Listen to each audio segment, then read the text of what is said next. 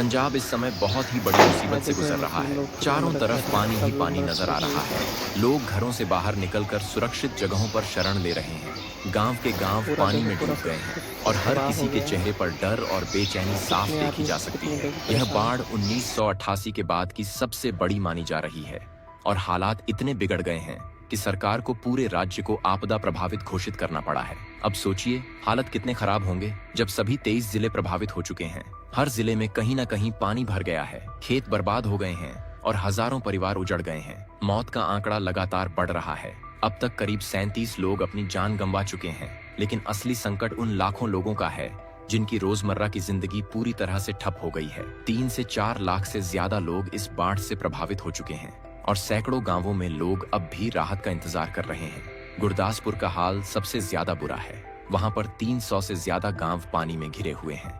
रावी नदी का बांध टूटने से और ज्यादा तबाही मची है। लोग अपने घर छोड़कर सुरक्षित जगहों पर जा रहे हैं, पर जिनके पास साधन नहीं है वे लोग छतों पर या ऊंची जगहों पर फंसे हुए हैं। सेना की टीमें नावों के सहारे लगातार लोगों को निकाल रही हैं, पर पानी इतना ज्यादा है कि हर जगह पहुंच पाना मुश्किल हो रहा है।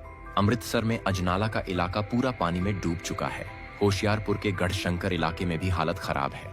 वहीं कपूरथला, फिरोजपुर और फाजिल्का के गांव भी बुरी तरह से प्रभावित हुए हैं। इस बार की बाढ़ के पीछे सिर्फ पंजाब की बारिश ही जिम्मेदार नहीं है, बल्कि ऊपर के इलाकों में यानी हिमाचल और जम्मू कश्मीर में हुई जोरदार बारिश का असर भी सीधा पंजाब पर पड़ा है। सतलुज, ब्यास और रावी नदियां उफान पर हैं और इनके साथ मौसमी नाले जिन्हें छोहें कहते हैं वे भी भर गए हैं, जिससे पानी और ज्यादा फैल गया है। मौसम विभाग ने बताया है कि अगस्त महीने में पंजाब में सामान्य से 74% ज्यादा बारिश हुई है। सिर्फ गुरदासपुर जिले में ही 181% ज्यादा बारिश दर्ज की गई है। जब इतनी बारिश होगी तो नदियां कैसे शांत रहेंगी? सबसे बड़ी चिंता यह भी है कि भाखड़ा और पोंग जैसे बड़े डैम इस समय खतरे के करीब भर गए हैं और जब डैम भर जाते हैं तो सुरक्षा कारणों से पानी छोड़ना पड़ता है। जब पानी छोड़ा जाता है तो नीचे के जिलों में बहाव और तेज हो जाता है। हरी के हेडवर्क्स पर तो करीब 3 लाख क्यूसेक तक पानी दर्ज किया गया है। सोचिए इतना पानी एक साथ छोड़ा जाए तो निचले इलाके कैसे बच पाएंगे? यही वजह है कि सतलुज और ब्यास के किनारे बसे जिले सबसे ज्यादा प्रभावित हुए हैं। लोगों का कहना है कि अगर पहले से तैयारियां की गई होती तो नुकसान थोड़ा कम होता। नालों की सफाई समय पर होती तो पानी का बहाव आसान होता, लेकिन हर बार की तरह इस बार भी तैयारियों में कमी रह गई और जब बारिश ने जोर मारा तो पूरा सिस्टम फेल हो गया।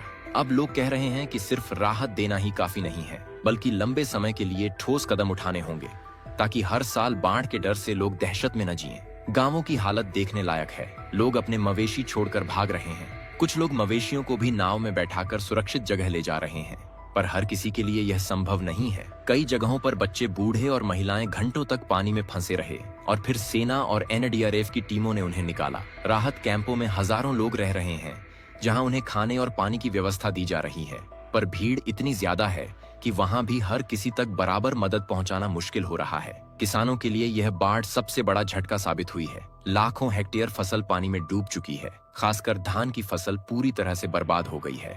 अब किसान सोच रहे हैं कि अगला सीजन कैसे संभालेंगे। खेतों में इतना पानी भर गया है कि अभी हफ्तों तक खेती शुरू नहीं हो पाएगी।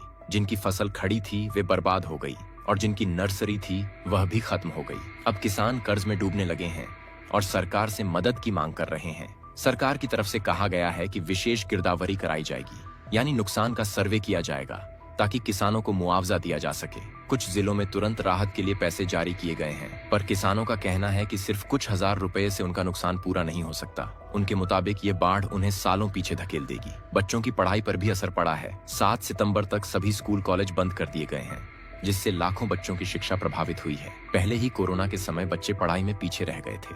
अब बाढ़ ने फिर से उनकी पढ़ाई रोक दी है। कई जगहों पर स्कूलों को ही राहत कैंप बना दिया गया है जहां लोग रह रहे हैं। हालात यह भी हैं कि बाजारों में सब्जियां और जरूरी चीजें महंगी हो गई हैं, क्योंकि खेतों का नुकसान हुआ है और सप्लाई चेन टूट गई है। आम आदमी की जेब पर भी असर पड़ रहा है। दूध और सब्जियां महंगी हो रही हैं और आने वाले दिनों में दाल, चावल और तेल जैसी चीजों के दाम भी बढ़ सकते हैं।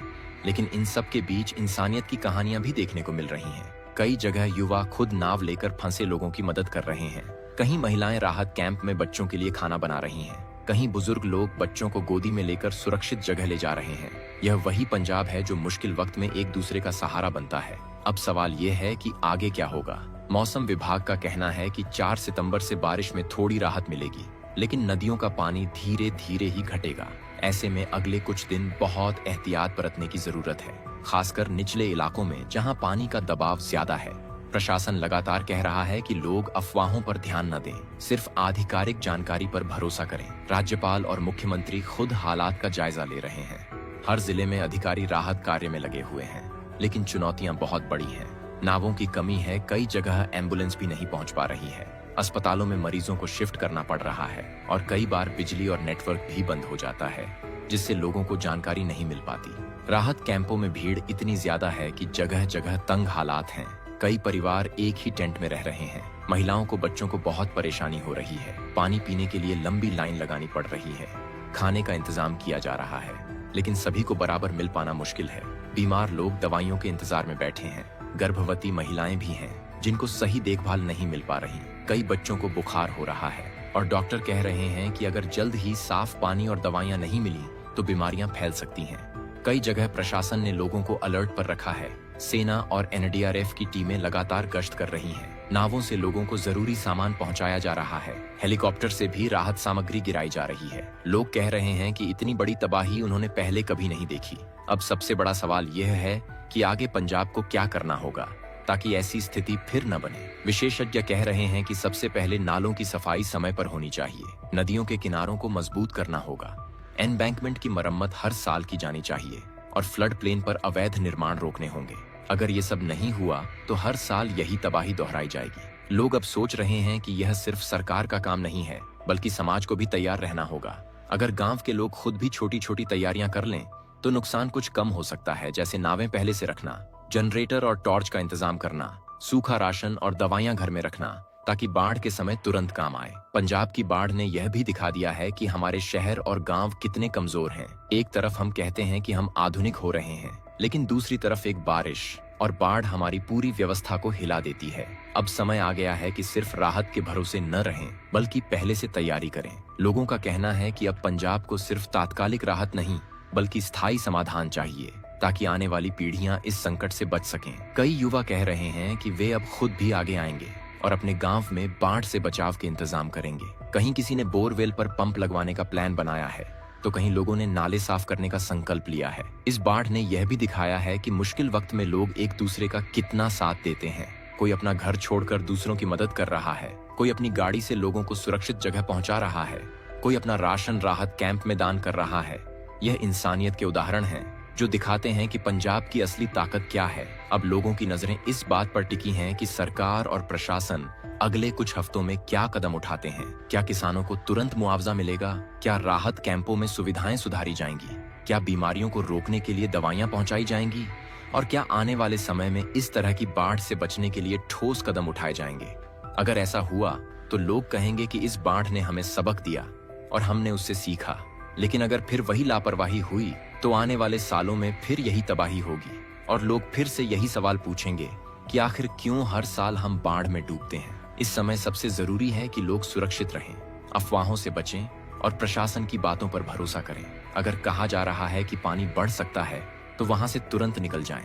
अपनी और अपने परिवार की जिंदगी को खतरे में न डालें। राहत कैंपों में जाएं और धैर्य रखें, क्योंकि यह वक्त भी गुजर जाएगा। दोस्तों, पंजाब का यह बाढ़ संकट हमें यह सोचने पर मजबूर करता है कि इंसान कितना भी मजबूत क्यों ना हो, प्रकृति के सामने उसकी तैयारी कितनी कमजोर साबित हो सकती है। लेकिन साथ ही यह भी दिखाता है कि इंसान अगर मिलकर मेहनत करे तो हर संकट का सामना कर सकता है। आज पंजाब कठिनाई में है, लेकिन कल वही पंजाब फिर से खड़ा होगा और चढ़ती कला की मिसाल पेश करेगा। तो दोस्तों, आज के लिए बस इतना ही। अगर आपको यह वीडियो अच्छा लगा तो इसे लाइक जरूर करना, अपने दोस्तों और परिवार के साथ शेयर करना और हाँ, नीचे कमेंट करके हमें बताना कि पंजाब की इस बाढ़ को लेकर आपके क्या विचार हैं। और चैनल को सब्सक्राइब करना मत भूलना, ताकि आगे भी ऐसी ही सच्ची और जरूरी खबरें आप तक पहुंचती रहें।